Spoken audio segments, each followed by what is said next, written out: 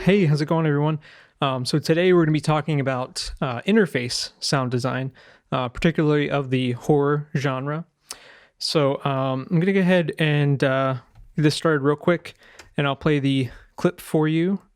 It's from a game called Scorn, and after I play, this is with the final design, so you can hear it, straight away. But after I play this for you, I want to talk a little bit about some of the thought process going into the design of this, because with interface design, I was thinking about different ways because it was a topic that I had discussed, wanting to cover, and it was, it's something I was putting some thought into. I was like, well, what do I want to talk about? I just want to show you making bleeps and bloops for game menus.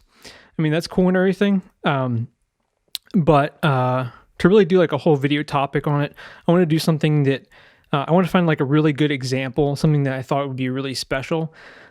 So the style of this game lends itself well to this type of discussion. So I'm gonna go ahead and I'll shut up now and I'll play it for you, and then I'll talk some more about it. So here, let me pull video open. And again, this is with all the final audio, so you hear it all. All right, so here we go.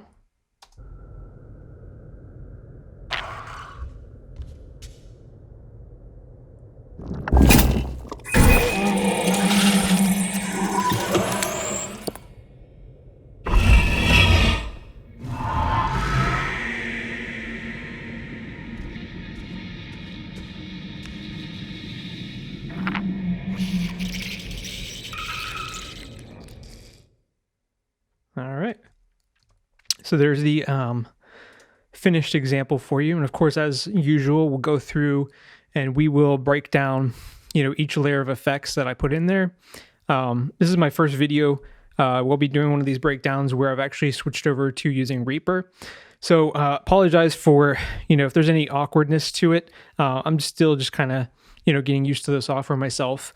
And some of the organization, you'll probably look at it and think, it looks pretty well organized, but I know there's some things going on that are a little wonky that I'll have to go back and, I'm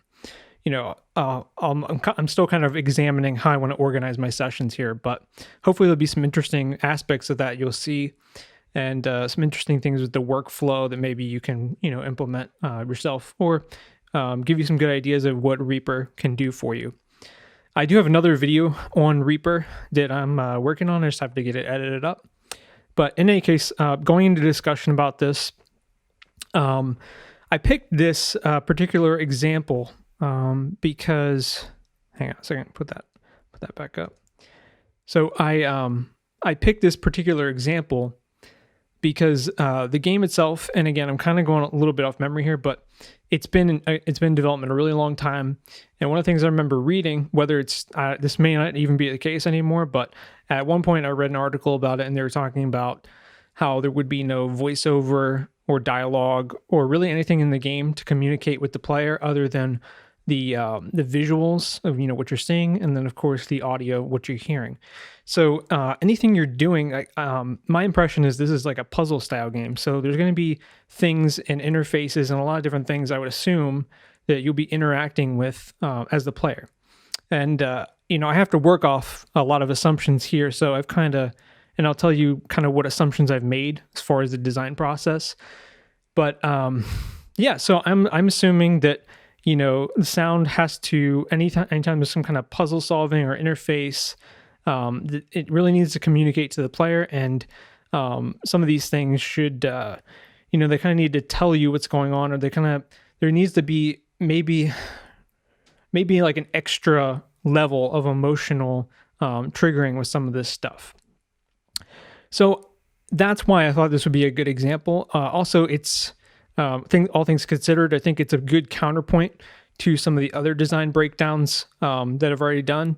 So this is kind of a different genre, and show you using some different styles of source material that I haven't used as much. So it should be a good new area or new territory to kind of jump into. All right, so let's go ahead and take a look at the session here. So this is going to be, so I'm making use of a feature in Reaper that is called sub projects. So on pretty much everything except for this first track, this background ambience track, that is the only track that's not actually containing a sub project. So each one of these clips or items that you're looking at is actually an entire sub project that I'll go into. And you can see by the naming what each one kind of correlates to. The footsteps, that's kind of a temp track. This is something I pulled out of a library. I'd probably go and probably want to do something a little bit more, a little bit more authentic to the style, but I think it works okay. And I just figured it'd be nice to have those in there, even though we're not really talking about any of that kind of stuff. We're more focused on the interface. So yeah, you can see all the different tracks that I have here, and then each one sub project that we'll try and go into, and we'll see how far we get. I doubt that I'll be able to go to every little tiny detail, but it's, again, something I can revisit depending on what kind of questions come up, but we'll give you a nice overview. So the other interesting thing, and I'm trying to think how I want to do this, I'll come to this as it occurs in my projects, but this is also the very first session or little project I work on where I finally got myself SoundMiner license. And I've been playing with Radium quite a bit. So Radium is the built-in sampler. So one of the really great benefits about how Radium operates is that, of course, SoundMiner stores all of your samples. So I've got all kinds of different source material in there that I recorded that I could use for this particular project, and then I can load it directly into the sampler from my library, and I can play stuff with that sampler, re-record it, have it automatically go back into my library, and then kind of scan through it and spot things, into my Reaper session, as it's convenient. So as I show you that in the projects, to kind of make sense. But anyway, so my first time experimenting with that, and I did use it quite a bit, and I really like the level of complexity and expressiveness that it adds. So definitely check out, I believe they're doing an extended license during, I don't know if it's still going on, but they were doing an extended trial license. So probably something cool for you to check out if you haven't already is going to be the sampler. So yeah, give you a good showcase of that. So looking at the session, I guess I was trying to think how I want to do this. I'm going to go through an order. Let's see what makes the most sense. Yeah, we'll just go through an order. So the background ambience, let's go ahead and show you that. There's really not a whole lot to really say about it. This is, again, probably something I would spend a little more time with, but it's in there, just to make the picture, to make everything feel more complete as you're, listening. All right, let's pull this open. Again, so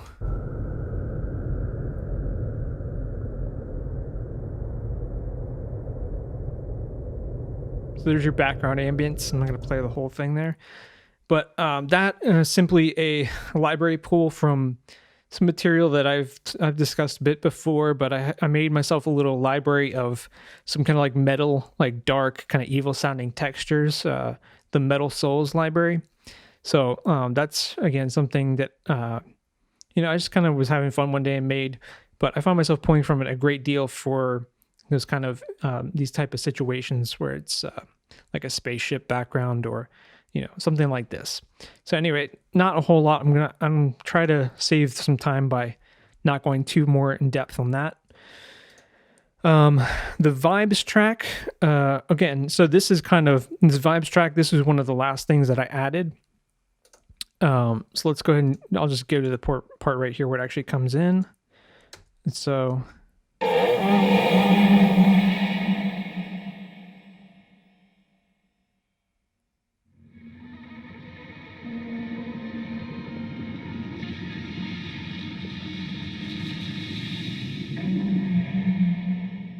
right? So that's some, those are some kind of like elements to, they kind of layered on top of the actual, what I call more active layers, just to kind of create more of, it's kind of like the emotional component, or kind of like elaborating on the emotional portion of this design here. So let's jump in to that project. Hopefully everything works okay. I was having some weird issues earlier with my sub projects and the files inside. Okay, so here is the Vibes sub project. And again, you'll be surprised at how many tracks are in each of these sub projects. But it's mostly for housekeeping, keep things organized. So I have the, everything's inside of this Vibes folder, of course. So as I'm working, it's probably important to mention this, but when I start out with a new category or a new effect, I start building it in the main window so that I can reference it against everything else that's already there. And then as I get closer to where it's kind of like, locked in, I move that into a sub project just to keep things clean and to also, help reduce the CPU usage. It's a very efficient way of doing that. So yeah, I'm heavily making use of the sub projects. I don't know if anyone else does that, but I'm sure other people use sub projects, but I don't know how heavily most people do. I just kind of naturally gravitated towards that. Okay, so again, going back through here, so I have these two tracks here, the ethereal tones. So let's just take a quick listen to that.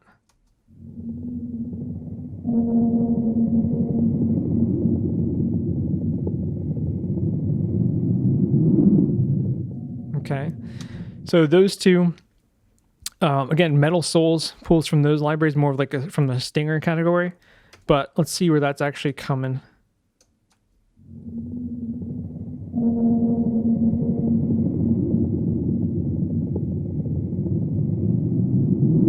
All right, so it's kind of after, as a player, after you're doing, again, I have to make some assumptions about this because it's not, without playing the game or having anyone explain it to me, I don't really know. But what it appears that's happening is you got it's like a key or device, and you're putting it in there, and then you're like doing this thing. The interface is supposed to, to change something, and then, you see the movement with the machine here. And so now something's happened. All right. So this is kind of an important event. So you'll see this embellished in other ways as well. But, this moment here after this thing has been transformed or whatever, you'd want to communicate that to the player in different ways. So this is kind of a more ambient way. So the tone of the general scene is changing here. Maybe it's a little bit ominous, like maybe you just unlocked something, or, something intense may be happening here. So this is kind of a way to communicate that within this Vibes track. What else we got going on? So down here, and again, okay, so here's where you really will see some of the first bit of my processing. And you'll see a lot of similar processing going on within the session. And I can tell you up front, one thing that I used a ton of was the Trash 2 plugin. So I use the Trash 2 plugin quite a bit. And mostly I used the Convolve, I guess we'll call it a module. But this Convolve module, it's basically, impulse responses of different types of objects. And I don't want to mess this up by going and changing anything, but there's different types of objects or amplifiers or all kinds of things that can basically take that sound and make it sound like it's coming from something else, or give it kind of interesting tones that kind of have a more natural feel than maybe what you would get from other things. And I've used Trash 2 before, I know, in some examples, but I really used it a lot in here, and not so much even for that distortion, but that I like using that Convolve on there for a lot of these things. So that's on there. Let's see. Also there's vocal synth. Okay, so probably have to explain that in a minute. But okay, so I don't remember. Wait, bypass chain. Maybe that's what I want to do. Yeah, bypass the whole chain. So here's just these portions here, and these actual tracks. This one here. Again, I'm kind of a little awkward here. This is bowed metal. So again, I have a whole library of bowed metal materials and other materials. So this is kind of an interesting layer underneath. And the automation you're seeing there, what is this? This is volume. So this is volume automation. I just did that to kind of help match this top layer here a little bit. So this one, that's a moan. So this is kind of part of the interface. So this moan,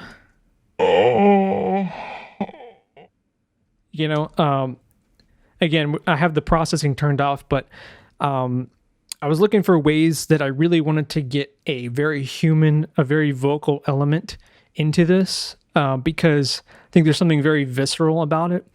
And the art style of this game, if you've never seen it before, I know most people probably seen it because it's pretty impressive looking, and it's been in development for, I don't know, at least 4 or 5 years, but borrows, at least from what I can determine, borrows heavily from, H.R. Geiger style type of art. And a lot of that stuff is very, I guess, if you could put it into one word, I don't know if I would say it's definitely scary, but intense, like when you're looking at that stuff, it kind of like, at least to me, it's very piercing, and it's very discomforting in a way that it's like, the way that his style art is almost it's got that obviously very erotic quality to it.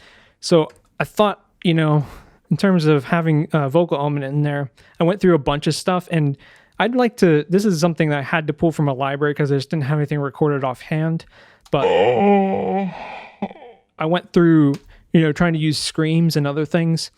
And then I had a bank of these moan sounds, and I put one of those in there, and it just, it immediately sat very strangely with me. And it was very, whenever I heard it in the mix, it made me feel uncomfortable. And I think that's kind of, one of the angles I would want to go with in this design is it's, you're not comfortable in this scene at all as the player. Should be keeping you on edge. So anyway, I'm sure there's other ways you could go about it, but that is my explanation for, what this layer is actually. I'm sure you're, not tired of hearing that at all, but as far as any one layer in here, this one was one that I did want to spend a little bit of time talking about because I think it did a lot to kind of drive the emotion of it forward. And of course, I already played you the bowed layer, but if you want to hear them together.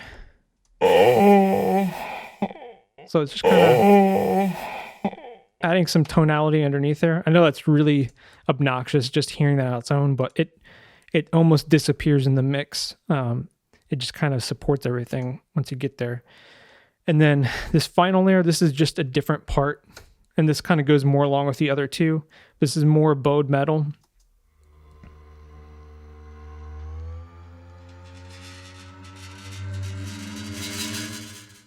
All right, so a little bit of rising tension. Again, that's very low in the mix. Some of the stuff is so quiet that I'll actually bring the volume up in the video edit when I do that. But just know that the mix levels on this are, you can obviously look at the meter.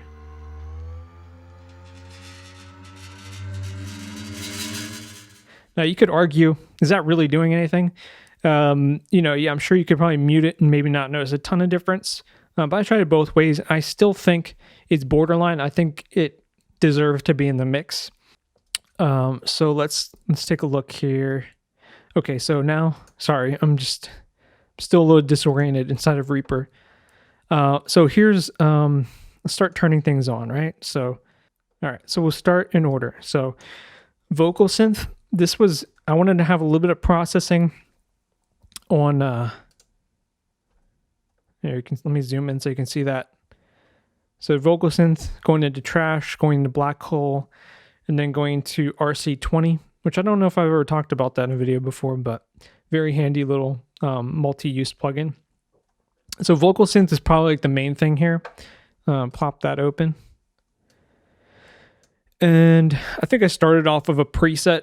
Sometimes I'll do that. I'll start off a preset and then just kind of, see how I can work off from there. Sometimes I'll start from scratch. Honestly, doesn't really matter to me where I start. It just matters if I get to the endpoint that I want. But in any case, so here's with that on. All right, so this is on the moans folder here. So this is going to take care of everything underneath of it. With it off. With it on. right? So just kind of adds a little bit more of like a synthesized quality to it, you know, with what's going on in this genre for, you know, what we're looking at. It has a organic yet mechanical synthetic feel to it. So you're kind of marrying those together. So I thought this was a, you know, a good tool to use to kind of try and accomplish that. And I like, you know, having it on both of these together, you know, meshes pretty well in my opinion. And then of course it goes down here as well. Maybe, sorry, I'll leave that open for you.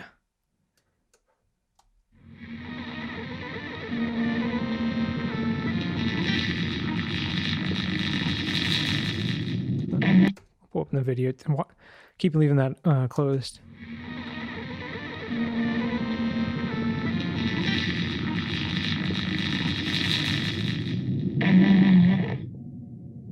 All right.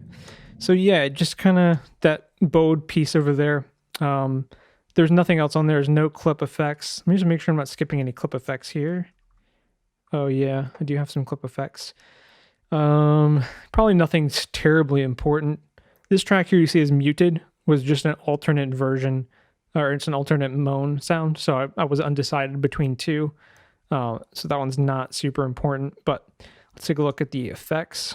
Okay, so just a transient designer. I think I needed a little bit more of like an initial attack on this. So that's why that's on there. Nothing that would make or break, you know, the design of it. It was just kind of a polishing move. And then the bowed. This has a filter on there. Decided to remove some of the lower frequencies in it. So nothing too much to talk about. Turning on trash again. So let's hear it. Yep, I know you guys are tired of hearing. It's a little bit obnoxious or uncomfortable, but that is exactly the point. Is it is uncomfortable, right? So that should make you feel uncomfortable as the player. So yeah, with I hate how this always pops up. With trash, I have this little intimate.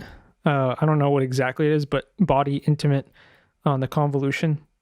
So turn that on. So it's not all the way up in the wet dry mix. So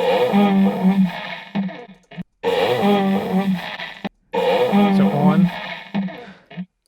So yeah, you can see that kind of adds like a more. It kind of does what it is indicating. It's more of has like an intimate type of sound to it. I really, you know, I wonder what exactly the convolution is of, but I liked what it did.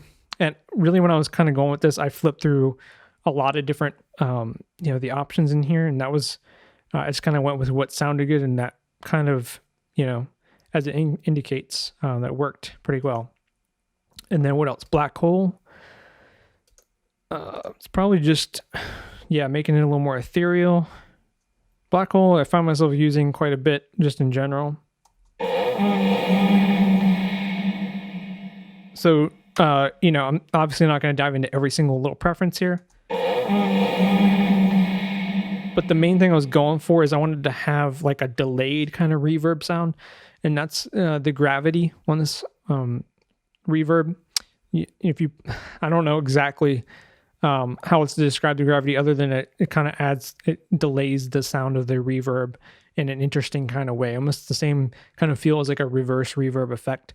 So the gravity is in the negative values, so it's pretty significant, you know, in terms of black hole. It's pretty, you know, far down in that direction.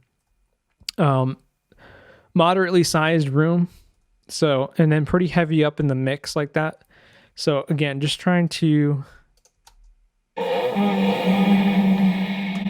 put up with the video here again. And that this will be in context with everything else. You know, I think it really marries together nicely and provides an interesting layer to complete the whole frequency spectrum of this particular sound with the hands are going into the interface here. All right, so RC20, the main thing I had in here is I wanted a little bit more noise to it. So the RC20 has this little noise module. And again, I can't remember if I've ever talked about this before, but in any case, the noise module, you have all these different types of noise. So there's, vinyl, and there's all kinds of stuff. I thought one of the vinyl ones sounded kind of cool, but it sounded cool, but didn't exactly fit. Like, it's like, why would I be hearing vinyl here? I mean, arguably it's less about that and more about the emotion it kind of implies, but because like old vinyl kind of can sound kind of scary, but it didn't really. I just flipped through all of them, and this one kind of was more what I was looking for. So I have that noise up. The noise has an envelope follower. So here's with this on. So real quick with it off and everything else up to this point. All right, and then turning it back on.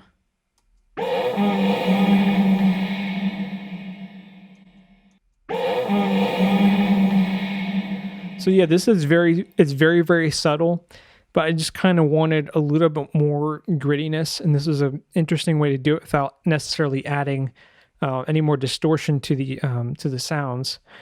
And then also the wobble effect. Now this is really negligible, honestly, but I wanted to have like a little bit of kind of odd pitch fluctuation going on here. I just thought it would kind of be add to the unsettling nature of it. If I turn it up, we'll see really what it's doing. So that sounds silly, but if you back it down,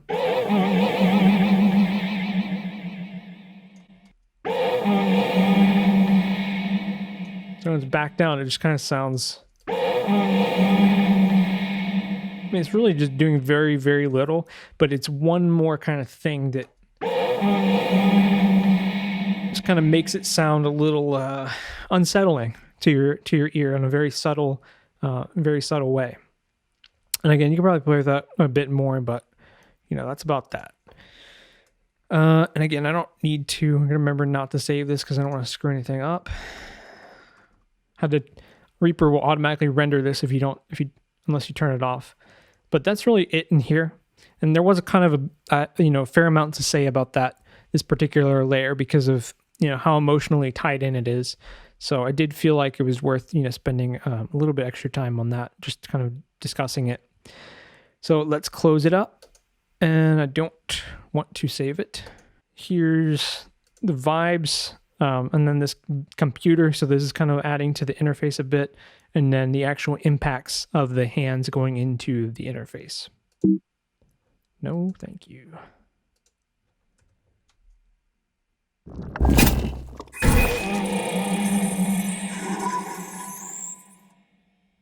All right, so you get a pretty good.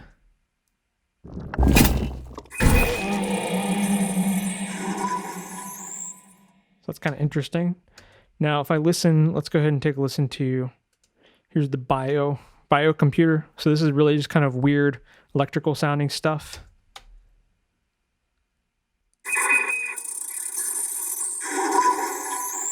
So it's like loosely following what that light and the eyeball are doing. And it's just kind of, again, it's like some really squealy, unsettling type of sounds in there. So let's see what's going on in that guy. And there's actually a little bit more than that. There's also initially anything has to do with the interface. Like I was thinking of it kind of in terms of the interface communicating with the different kind of parts. It's got that electrical stuff in there at least a little bit. So when he puts the rock down at the beginning, right, that's kind of layered in there with the actual rocks, which I have. Where are you? The rock placement. So again, I'm not going to talk about this layer a lot because literally just like rocks. So I do have video of the rocks. Put that here, and that rock was kind of an easy library pool, and it works fine. But I'd probably do something a little more project specific for that in the long run. But yeah, so I've got that electrical stuff interface there, and then also at the end here. It's very important. So, again, from the player perspective, you're pulling whatever, I'm going to assume it's like a key or you've unlocked something or I don't know. but you're pulling it out, and so you expect some type, after going through this process, the expectation is that some sort of change has occurred here, and that should communicate itself to the player. So maybe as before, let's make, again, making some assumptions. Let's assume this little rock device or key was inert before, right? So now we're doing something and it's becoming alive. So what does this thing sound like when it's alive? And that's kind of, again, what's driving some of my thought process here. Again, the video is lagging a little bit.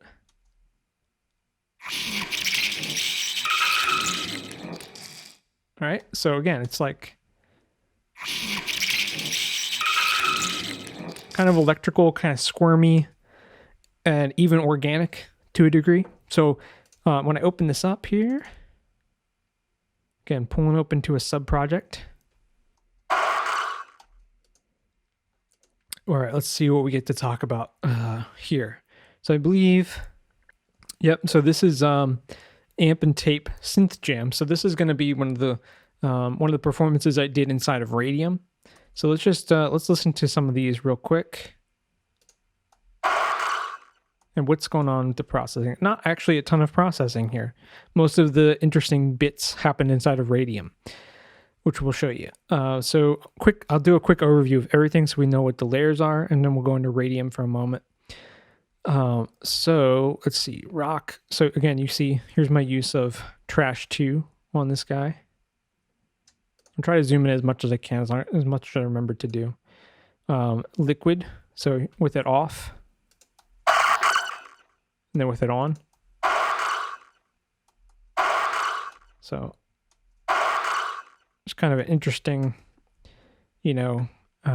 texture there that it kind of adds. And let's see, are all these Radium? I think this whole thing is Radium performance. Yep, so that's also from Radium.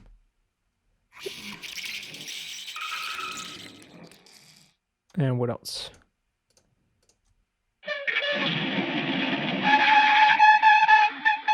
I don't know what you call that thing, but just call it the like the key terminal transformy thingy. So that's kind of coming open. Again, jam from Radium. I name them jams. It's my way of finding them later. Yeah, so that's also. So this is the bit. This actually it's its own subfolder, control interface. So here again, there's actually some additional processing happening on this. Another instance of trash.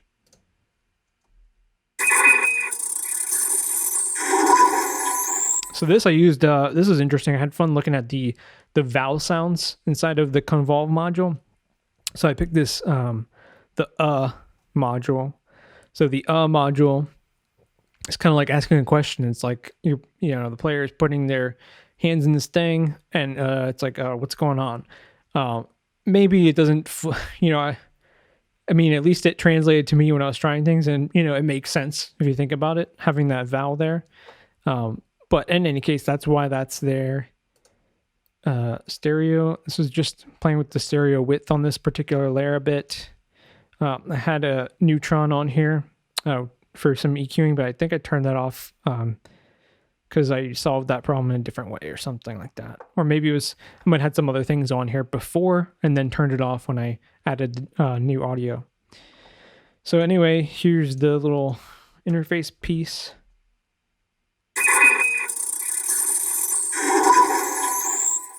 Right, so very again, it's like telling you something's happened. There's some communication with the pitch there at the end of it.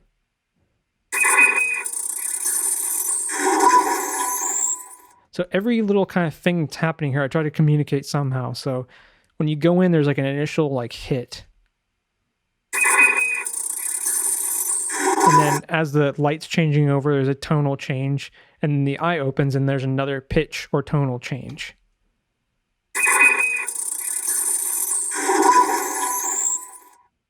So again, trying to give as much information as I can about what's happening. And you can see how I did the pitch for this one. Well, let me take a look. I have some clip automation. I think that's panning. So I don't really need to, I could talk about mixing, but I'd rather spend the time talking about the design portion for this. So what I have on both of these, so both L1 and L2 are separate instances of, I have some EQing going on, but I'm not going to I don't want to spend time on the EQing. The main thing that we need to be concerned with is the use of unfiltered audio spec ops. And let's see, are these both the same? I'm just taking a quick look, but I'll leave one open. So this one's a little different actually. So why don't we keep this one open? So the automation that you're looking at right underneath of these, these little lines right here are the, where are you? Pitch and stretch.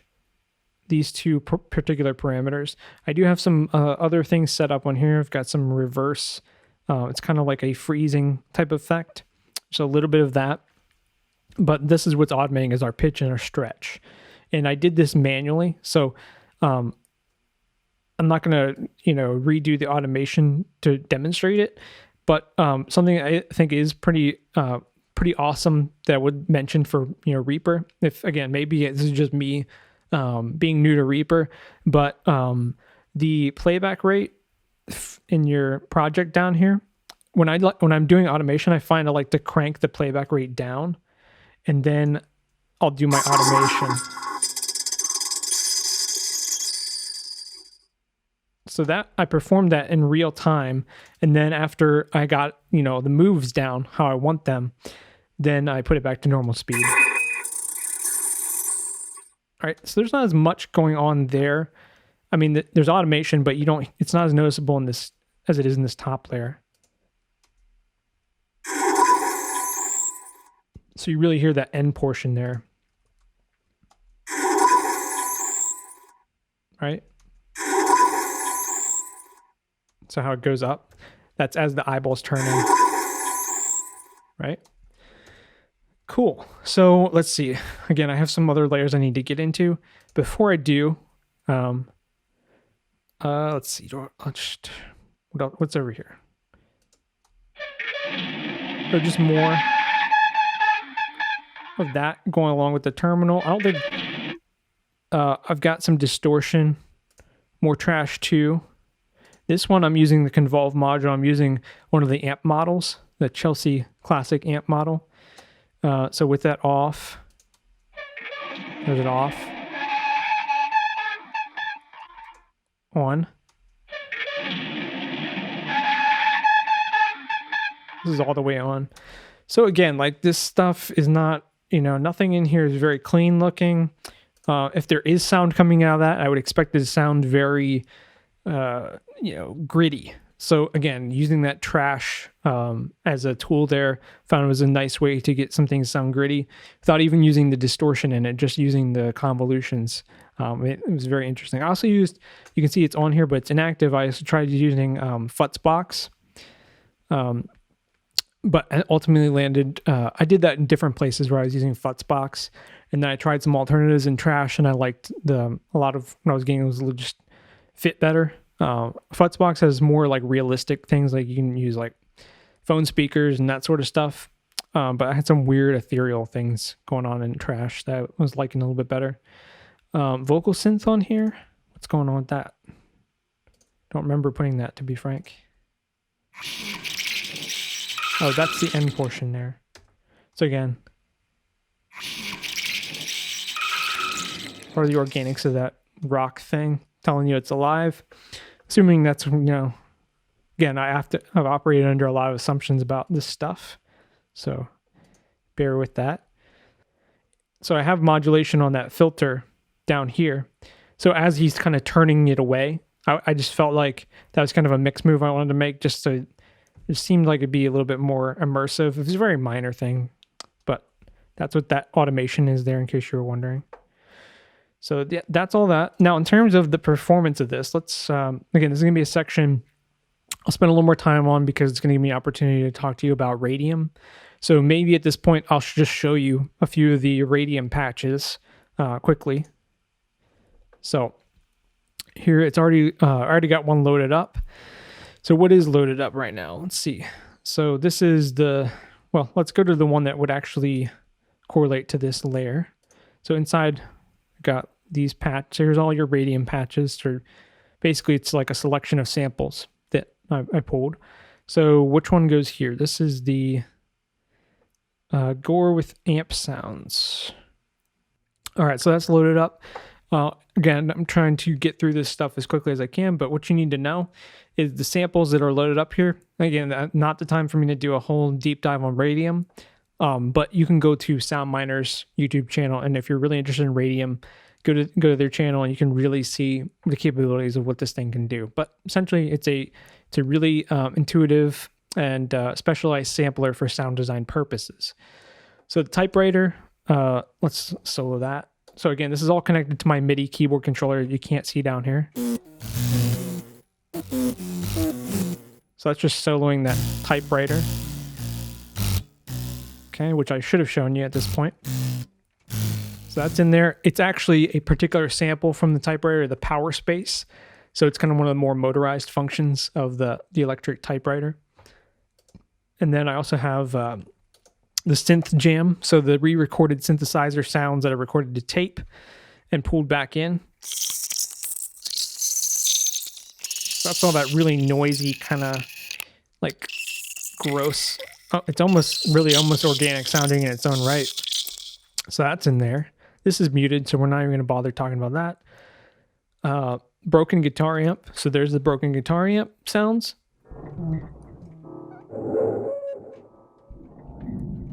So that stuff lower in the mix and lower in octave than the stuff in the synth jam, but together they play nicely. Oh, of course, there's everything. And to top it all off, I'll just show you, I've got some the squishy Gore stuff in here again. So again, I'm playing multiple keys here. You can see it all moving over there. So that is, it's actually, I'm sure you've seen the, where people make the slime out of Elmer's glue or whatever glue. It's just slime that I recorded. Actually, some stuff I had in my library for a while. I found that it worked perfectly for this. So what I did here is with all these layers, I did some different things. I did like some stingers, so some stuff like this.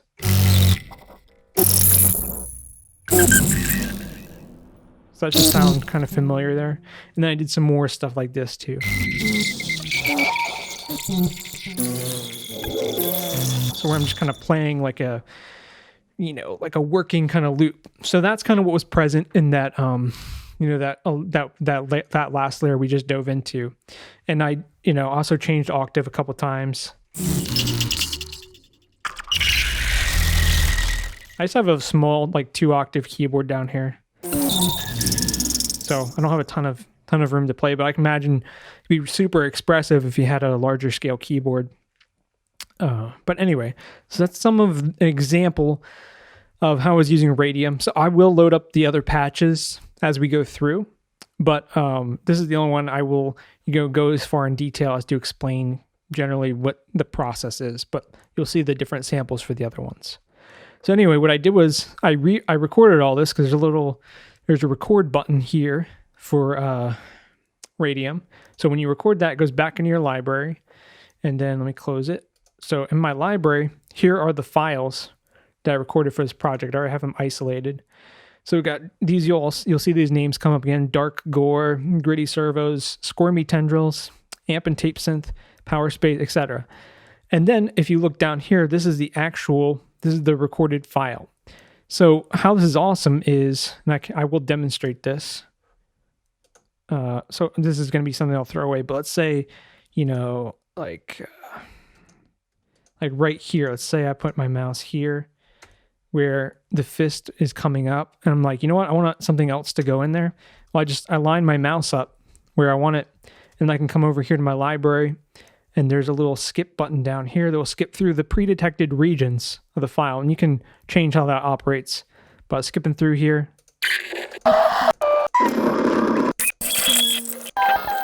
So maybe I find something I like. Maybe I like that. I'm like, hey, you know what? I want that particular clip in there. I'm going to capture it. Hopefully this works like I think it will. Or, you know what? Here, maybe even something that's not captured. So like this.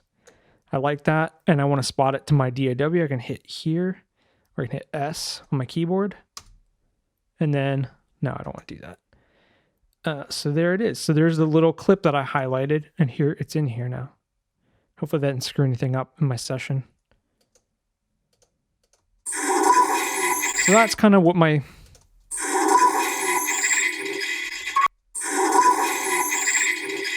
actually fits pretty good without even doing any editing to it. So that's kind of what I was doing as I was doing my creative part for some of this in Radium as such, bringing it in and then editing it to a picture as appropriately as you're seeing with the automation and some of the fading and even some further pitch processing or vari-speed modulation. So that's what that was. I'm going to close this. I don't want to save it because I don't remember anything that I did.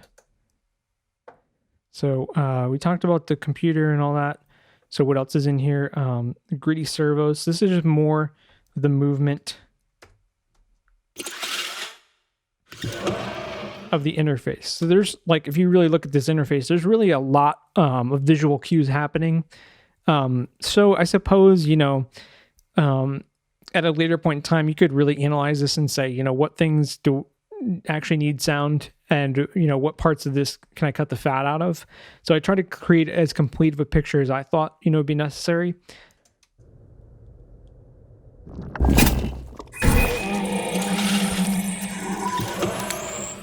In fact, okay, so we're really analyzing this particular interface portion here. One thing that I was kind of, you know, doing was see how the bio, like the electricity stuff that we just went into, I played with having that muted. See if that's still okay.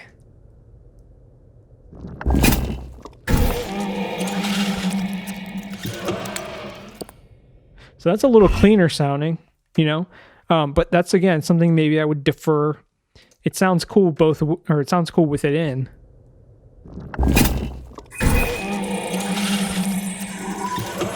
And it's really not, I wouldn't say it's cluttering that portion of the frequency spectrum too much. But again, maybe that's one of those flavor things where, you know, you would bounce off somebody else and they would say, you know what, it's kind of, I like it better this way or I like it better that way. So, you know, again, as all these type of design choices, you know, it's important that you're telling the story the way that everybody is kind of, you know, you're working on the same kind of wavelengths with that. So it's all about storytelling, right? So, I mean, when I'm going through these videos, I try to, you know, keep it technical a lot of times, you know, talking about plugins or whatever, but I wanted to, you know, make sure I was interjecting more of that stuff this time for this, you know, particular example.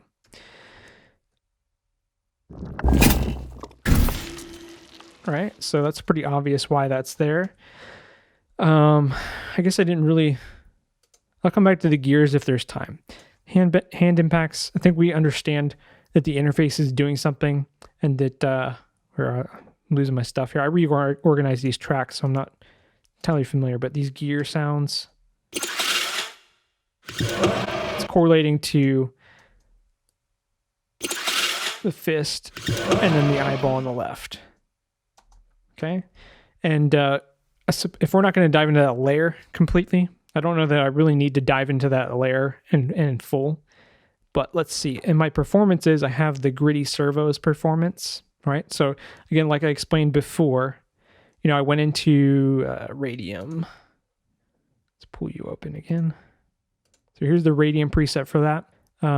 Broken guitar amp. So that's in there again. Squish, gore, fleshy sound. So a lot of similar sounds as before, just maybe a little bit different performance. So here's that.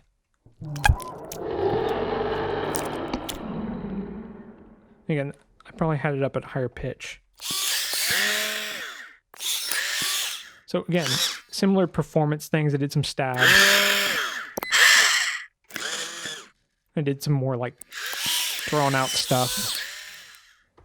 Different octaves. So that was more in the octave range I think I probably worked at. Right? So you can get a lot of really cool variation, you know, working that way with Radium. So let's get back out of there.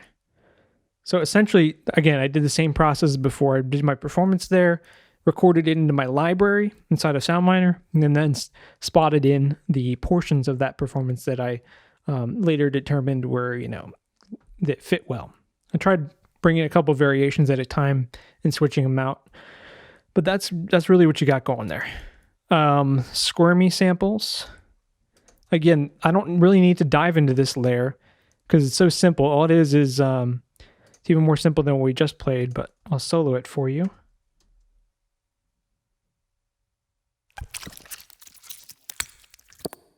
Right, so that's just kind of like those the veins, or I called them like tendrils coming out of the arm here. Pardon my zooming.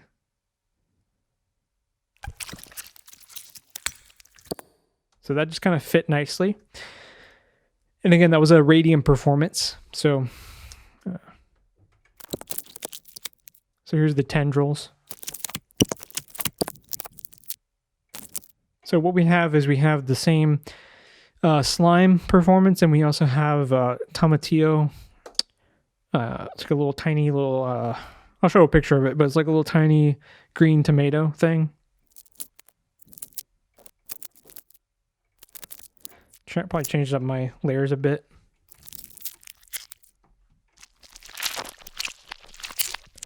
All right, so a lot of that.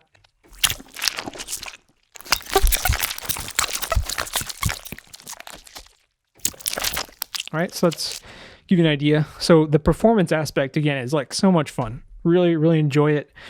And then the ease of just kind of going back through that file and pulling in what you want later. Very intuitive, very freeing to work in that kind of way. Nope, gotta keep telling it not to render stuff. Hand impacts.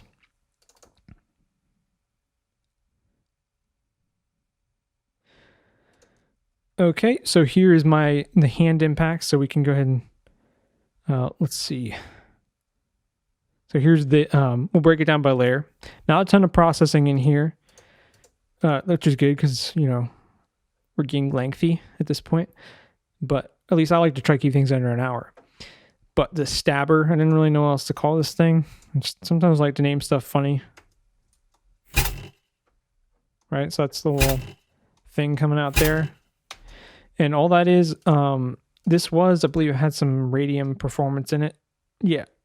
So it had some typewriter from Radium being performed. Trowel scrape.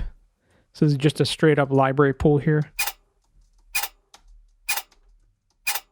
Right. And, I kind of was thinking this thing was a little bit, it's metallic to me, but I could see going in more of like a bone or organic direction with that thing popping out. But it just seemed like it should be a little sharper sounding. I don't know. And then this is just some air, I believe. Yep. Just thought that'd be appropriate. As far as processing on this guy, Iris. Or not Iris, sorry, what am I thinking? Trash. Again, as I said, I use the vowel sound on here. It's not super high in the mix. Hold up, let me solo this. So here's with it up more. There's a thing coming out. I can bring down the mix a little. Again, just adds a little, add some grit there for me that I, appreciate. What else? What else? So I've gone through, that's the stabber, right? And then I think, I thought, I think I put this, okay. Yeah, on this particular layer, this is, I would say, the main layer. So the typewriter key or whatever.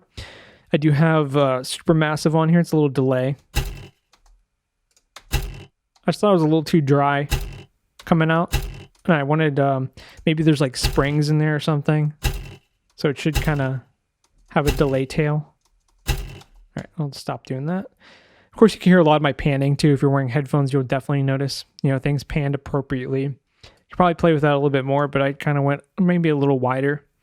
I may narrow it in, but I think it's, it serves it's okay for, you know, what we're doing here. We're talking about gloop. So this is just like the gloopiness, or like it's more radium performance samples pulled directly in. So that's just the hands going in to the, maybe debatable if that's required or not. Definitely for the right one, because we know when it flips over, there's like the gooey stuff. But yeah, important to have that. No real processing at all on this guy. And then we have some more of the harder impacts. So of it going into the sleeves. Now the right fist is fairly low. Left one a little bit higher up, because it's more of a, there's more emphasis on when that left one goes in. So a little louder on that one. And you can see with it all together, what that'll do. Right? Suppose we get it. Suppose we get it at this point. Close that up. Yeah, so one thing I was going to say about doing this part of the design, when I was working on it, initially I went harder with these impacts going in here. But then I loosened it up because I felt like it was too intense. So it may even still be a little too intense. I probably have to think about that for a few days and maybe revisit and see how I feel about it later. But yeah, at first I did a little bit too intense and I had to back it down, I think. So, but yeah, that second one, that's like the turning point of the whole system there. So that was important, you know, that I wanted to emphasize that. And then, yeah, let's get out of here. Again, I'm going to make sure I want to show you everything that I want to, you know, get to. So I believe the rock device, or like the little thing that holds the key, you know, that's the last little, you know, main bit of important talk-worthy design in here. What we got? So we got a lot of different things. So this is kind of like this first one, this boom layer right here. So it's kind of what I would say a little bit of a failed layer, where I haven't quite worked out the what should go in here. I'm still kind of playing with it, to be totally honest. So I have one of these was muted. It was kind of like I had this energy sound, like a very gritty energy sound going in, and I kind of ended with that muted. I just wasn't quite sure about it, but with it, you know, we hear the whole rock device really quick.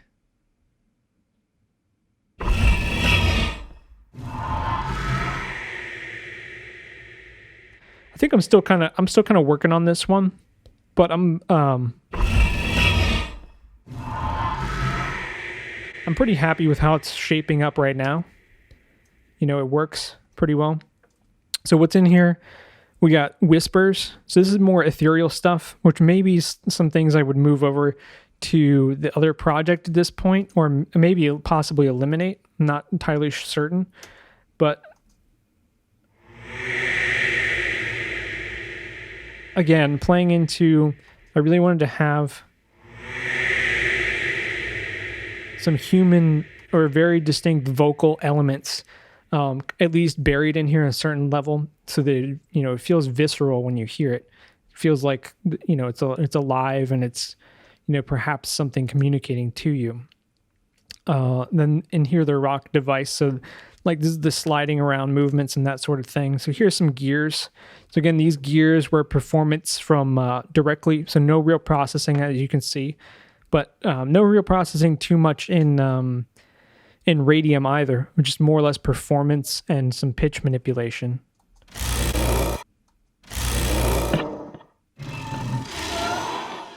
Right, so those are just some gears. And I was a little bit hesitant about those as well. So again, I'm playing with the mix of some of these elements, but I think I got a lot of the elements that I want in here. And then what are these?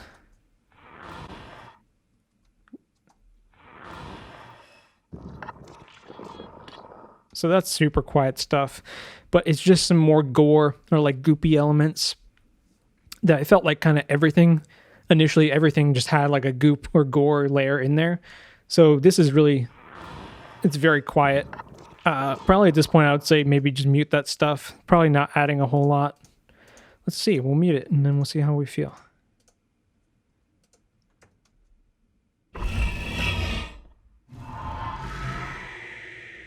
Yeah, I don't miss any of that. That can all just stay muted for all I care. But again, it was like part of the, arrival to this whole thing. And then what's this? This is probably important stuff. Yeah, so that's the movement of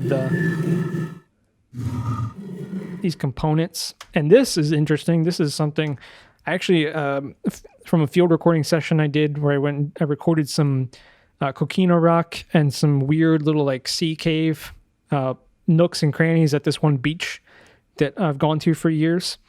So that's stuff from my library, which personally I have not used a ton, but it's a really great material, and I know a lot of people have enjoyed it. But I finally got some in there of that coquina rock scraping. Have a little clip of that for you. And then what's down here, this is one of my favorite things I recorded last year. Just because it was at an Airbnb. I recorded this drawer. At the Airbnb, it just sounds like a very, very heavy sounding, kind of like ceramic, but it's actually wood. And it was really had an interesting resonance, and there's nothing inside the drawer. So anyway, I thought that was pretty well fit here, and I've been waiting to find a project where it might be useful for me. So that was the experimentation with that.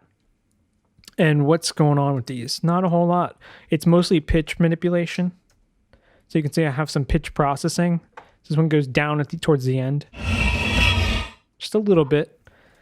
And I know that I want something happening here, this motion. I did it with the pitch, but I might revisit that and see if there's some other ways of communicating what that device is doing. I'm not entirely satisfied 100%, but that's kind of like a sketch of, I know that there's a thing that happens here. So I haven't quite narrowed it all the way. I mean, it definitely works, but in my mind, I think I can still iterate on that. Table drawer, perspective 2.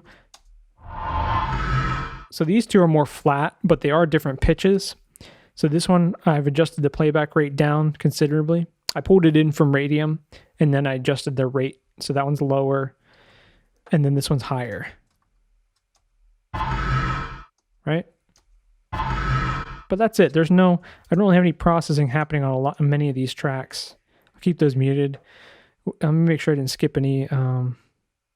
This gore stuff, there is some processing on here, but we've decided that we're throwing that out. So I'm not even going to talk about it in the interest of time. Whispers, of course, I just have some reverb on there. It's nothing, super worthy of note. But it helps, Like if I turn that off, I'm certain that... Oh man, I'm losing everything here. No reverb.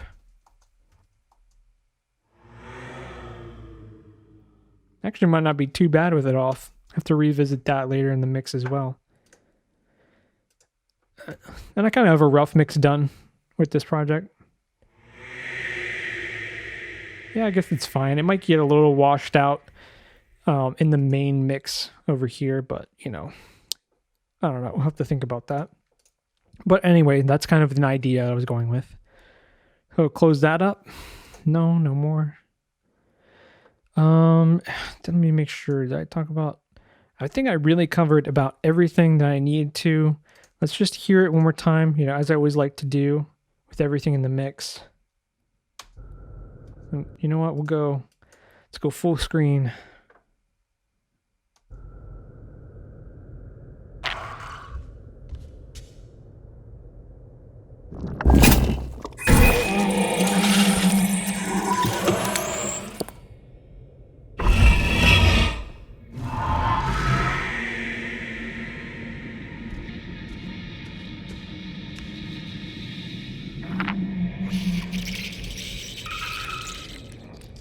So yeah, again, an interesting example of in-game interface design and some of the approaches one may take as far as considerations. Thinking about what this is communicating to a player. How is it supposed to make you feel? What information is supposed to come out of that? Am I supposed to, I'm making assumptions, but it's like we unlocked a new area perhaps. So some of those sounds toward the end should be like leading you to understand, hey, something happened. There's been a change. Or maybe even within the game itself, you could probably position environmental noises to come from particular directions or, whatever. There's a lot of things you could do. So in the end, I just thought this was a really cool example, really different aesthetic that you don't see a whole lot often. And it was a lot of fun to try and see what I could do with that. So in the end, I feel pretty happy about what I did here.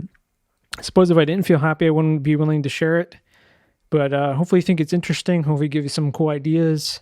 And, I really appreciate everyone taking the time to watch these. It's probably going to be one of the longer ones at this point. But, again, appreciate it if anyone has questions or, if you have comments on, because again, I know a lot of people are using Reaper now and I'm new to it. So if you see me doing something in here that looks like, hey, he could be doing this a lot better of a way. You can definitely reach out and tell me, give me your Reaper tips. I'm all ears when it comes to Reaper. Again, I feel pretty comfortable working in it at this point, but I'm still learning, about ways that I can improve my workflow within. But hopefully this gives you a good overview of what I've been up to. And, again, thanks for watching, and I hope you appreciate it. And you can always feel free to reach out. Talk to me on Twitter at SoundsparkChase. It's probably the best way. I'm always talking to people every day about different things, and it's keeping me sane right now, frankly, because I'm used to being in a teaching environment, like in person, having students every day, and it hasn't been a thing, obviously. So, it's just been, life has been super strange. So, even if you just want to ask, I don't even care, whatever you think is the stupidest question, you can feel free to reach out and ask it to me.